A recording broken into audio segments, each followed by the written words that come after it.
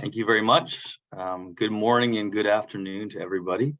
I'm Mike, and I'm the Director of Destination Development, as mentioned by Dirk, and I'm joined by Nitin Bhadri, who is the Data Project Manager with Thompson Okanagan Tourism. I'm going to go through some of the slides here. Let's see if it works here. It's not moving. Oh, there we go. Okay. So I'll kind of give you guys an overview of what Thompson Okanagan is and what Thompson Okanagan Tourism Association does, and then get into kind of the seasonality issue that we faced, and then now what we're doing to measure that that issue. Nitin, as the data manager, will talk more about the data component. I'll talk more about Thompson Okanagan. So Thompson Okanagan is an area in British Columbia, Canada, as you can see on the map there. It's a very large area. It's very diverse. We have section of the Rocky Mountains and also a very dry area in the south. It's home to over 90 communities and very uniquely 33 Indigenous communities as well that we work with very closely. Up to 4,500 tourism businesses, although that certainly ranges, and throughout COVID we lost quite a few, so we're looking at those numbers now as well. Thompson Okanagan Tourism Association is a not-for-profit society. We're governed by a board of directors. And really what we do, we're guided by our regional strategy. We as an organization are a regional destination management organization. So we focus primarily on destination development as opposed to marketing.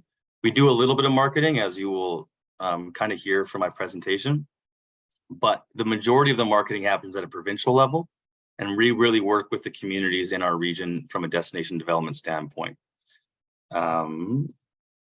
So getting into today's topic, seasonality, understanding the problem. And here I have a few points. Basically, this is kind of how we've addressed it over the years. It starts with engagement with our communities, our stakeholders, and our residents. And then it goes into kind of that area of partnerships and measurements and how those two coincide, and then ultimately taking action on what we learn from the measurement that we get. So going back several years, our journey started with our first destination development strategy in 2012 being completed. And really what we want to talk about with this is the engagement component. So we went to our communities, we went to our stakeholders and had many stakeholder workshops, community workshops, and you can see their Indigenous engagement, and asked them about tourism and where we're going with destination development in the area. A lot of things came out of that, obviously. One of the key findings was about the idea of growing in a sustainable manner. But probably one of the most major components that we dealt with was this idea of seasonality and how it was affecting the tourism region. Predominantly in our area, it was a summer fun and sun area. People would come for the months of July and August, and that could be very bad for business in our region. So as you can see here, the seasonality challenge. Back in 2012, 80% of regional tourism revenue was had in a 45-day window.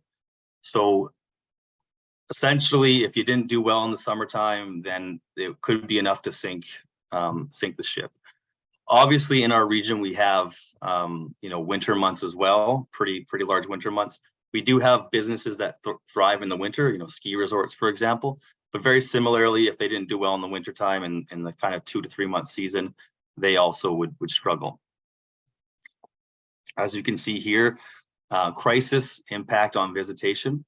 So with that 45-day window, if there was fire season or if there was bad weather, for example, that could be enough to bring revenues down. That would sink our businesses. So that was not a sustainable model, and we had to figure out a way to alleviate that.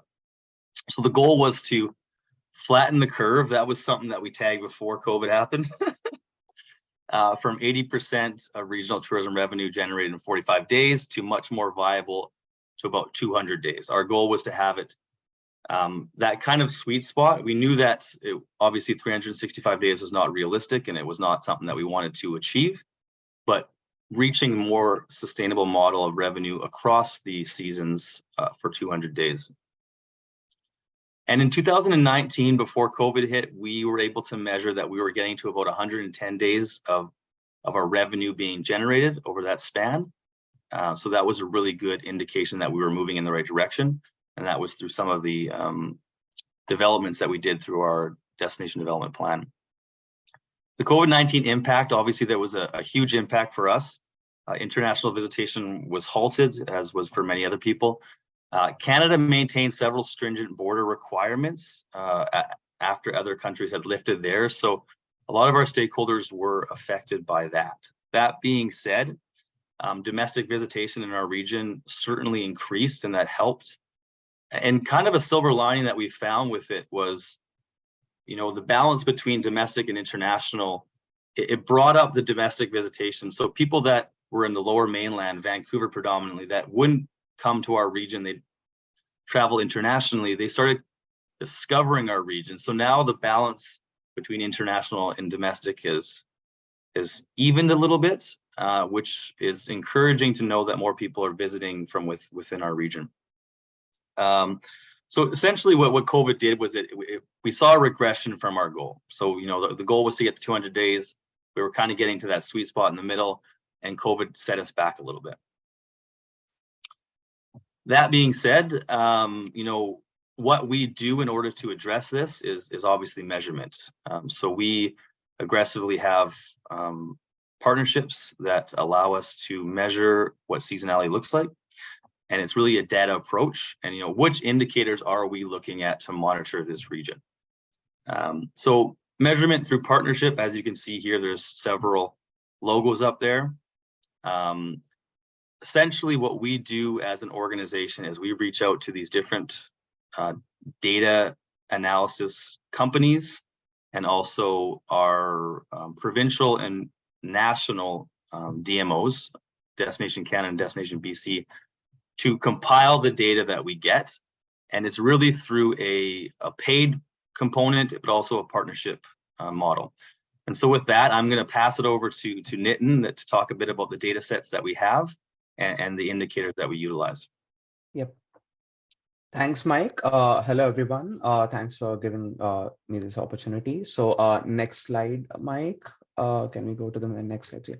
So we are tracking occupancy percentage here from STR. So STR tracks rental data across Thompson Okanagan. And here we can see year over year from 2019 to 2022, what has been the occupancy percentage. And looking at the graph, we are still getting there. So our goal is to reach to pre-pandemic levels, and looks like we are doing good that way.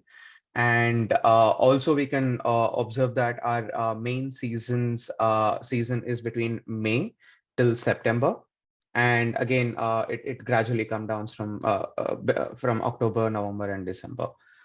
And next slide, we are also tracking how occupancy is changing year by year. As I said, looks like we are reaching to those pre-pandemic levels year by year. So next slide, Mike. So average daily rate. So average daily rate is the average income earned by per occupied room. Again, this is from STR data. So here we can clearly see 2022. In 2022, we have surpassed 2019, in fact, all the 3 years, and we are doing really great with average daily rate. Though average daily rate is not a clear indicator of how a hotel is performing, we also have another indicator called RevPAR, which is called revenue per available room. Can you go to the next slide, Mike? So revenue per available room is calculated by the number of occupied people by ADR. So again, this is the clear indication on how hotel industry is performing in this particular region. And looking at the visualization, we have surpassed pre-pandemic levels, and we are doing really great with revenue per available room. Next one, please. And again, we are tracking revenue RevPAR on an yearly basis. And we can see a phenomenal increase in RevPAR for the year 2022. Next one, please. So spend data. So we have partnered with Destination Canada to get the spend data. So here we can track what are the spend levels by the visitors coming to Thompson Okanagan from 2019, 18 till 2022. And we are still getting there to the level of 2018, but we have clearly surpassed 2019 levels, I would say, for at least the season, the main season of May till September. And we can see that bell curve flattening a little bit, for the year 2022. Next one, please. So we have also observed various subcategories in tourism spend, which is accommodation, clothes, food and beverages, souvenirs, recreation and entertainment, and transportation. And we can clearly see that accommodation and most of our travelers spend on accommodation and food and beverage. And then next comes transportation. Yeah, that's it. That's it. So this is another occupancy percentage from Airbnb, AirDNA. So AirDNA tracks the data of Airbnb, which is a big thing right now. A lot of people are booking short-term rentals to Airbnb. So we thought this would also be a good source. And we started tracking this data since 2021.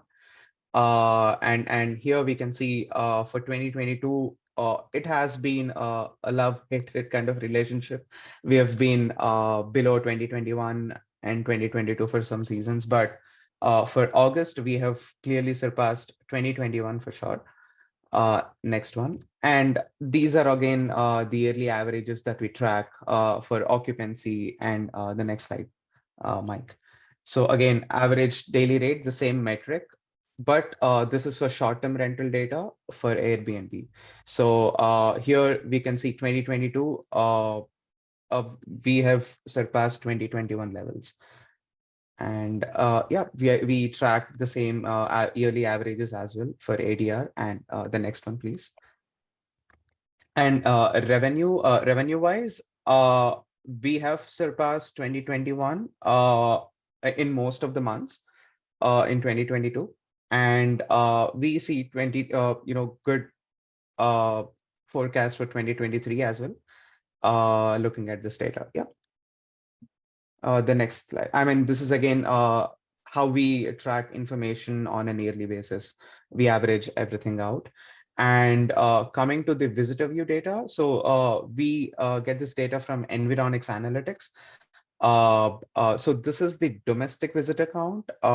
We still have to get some international visitation numbers. In this, we can clearly see our main season is between May till September and October-ish. And 2022 has surpassed 2019, the levels of 2019. Luckily, as Mike mentioned, we had a lot of domestic visitation. So we had a lot of traffic coming in from Vancouver and the other parts of British Columbia as well. So and that's why we were able to maintain the visitor count for all those pandemic years, which is 2020 and 2021. Very nice. The next one. The next. One difference between trips and nights is, trips counts the number of visitations, I would say, and nights is a clear indication where a visitor spends a one night over there. So this data is tracked by anonymous mobile information. So if a traveler is staying in a particular area for more than one night, it is considered to be a night. So and that's how and we can see nights are more than trips, which is a clear indication that people are coming to Thompson Okanagan to stay more than a day rather than just visit for a single day or a single day getaway kind of thing. And here we can also see nights wise, we have surpassed 2020 and 2021 levels. We are getting there. And also to support other regions with the same kind of research, we have come up with a portal called Tourism Impact Portal. This is a joint collective effort of all the 5 tourism regions, apart from Thompson Okanagan. So here, the next slide, please. So here, if you can see at the bottom, we are tracking tourism and industry arrivals, tourism employment, airport arrival information, accommodation information. We are also tracking the number of tourism development funds that are happening in this region. And we are also tracking visitor spend. Also, to mention, we have tied up with Planet Happiness to measure the resident satisfaction survey. So we have started this last year as a pilot program. And through this, we are measuring what is the satisfaction with life here and what kind of satisfaction levels they have with healthy environment, also about tourism. Are residents over here ready to accept more tourists or not? So we ask these kind of questions through a scientifically designed survey by Planet Happiness. And we are measuring the satisfaction of the local residents as well. The next slide. So through our portal, we also have a map component. So here we have divided British Columbia into both economic regions and tourism regions, and we can actually track what are the tourism businesses we have in each particular region, be it tourism or economic. Where are the development funds going to, or where it's happening, and various tourism supply side indicators like visitor centers, ski resorts, accommodation listings, campsites, and the most important thing, where are our First Nation communities and indigenous businesses located in each and every region. So yeah, that's it. Yeah, thank you so much, Nitin. That's wonderful overview of our data sets. That's obviously just some of the data that we utilize. AirDNA was a very interesting one for us, looking at the Airbnb data, something new that we've done in the last couple of years. That really gives us a good overview of more than just the hotel residency, but also occupancy, but also the short-term rentals. Sure. So just quickly here, addressing the issue, we have the tools to measure it through our partnerships, through some of the data that you just saw. But how do we now address the seasonality components? And like I said, for us, it's about finding that balance of extending the season, and it's through experience development and strategic marketing. Just quickly here, how are we addressing seasonality? Our strategy kind of identified some components of how to do that. Here are some kind of words to talk about that: identifying the iconic, revealing the story, enriching local flavors, expanding personal horizons. Really what we're doing here is we're looking for the right visitor at the right time, and dispersing the visitor over geographical and seasonal times and spaces, I suppose. So just quickly to talk about one of them, it's the iconic component. Something that we're doing right now with our provincial DMO Destination BC is invest in iconics. And the invest in iconic strategy is a dispersion strategy that focuses on creating globally compelling brands for routes and places to elevate them and compete on a world stage. The idea of this is really, it's a dispersion strategy. So by creating these iconic routes throughout our region and throughout the province, it provides this opportunity to showcase really what we have to offer from a grand standpoint, but also then narrowing it down to other areas that we want visitors to visit throughout the year. So as you can see here, Invest in Iconic strategy is a visitor dispersion strategy. And really it's about responsibility and sustainability, seasonally and geographically dispersion, and short-term recovery from COVID, but also long-term growth, really looking at the long-term component. There's two components of it. It's place branding, which talks about the brand of Iconics, but also how that relates to place making, which is destination development. So as a region, we're looking at a few iconic routes, and then we're also looking at what are we providing from an experience standpoint, how do those two connect? And then through our strategic marketing, we are inviting those visitors to visit certain areas at certain times of the year, and that's going to help us create that dispersion throughout the year. So yeah, that's kind of a quick overview. As we mentioned, identifying the issue through engagement, measuring what we have from a seasonality standpoint, and having all those data sets, and then also taking action through experience development and strategic marketing.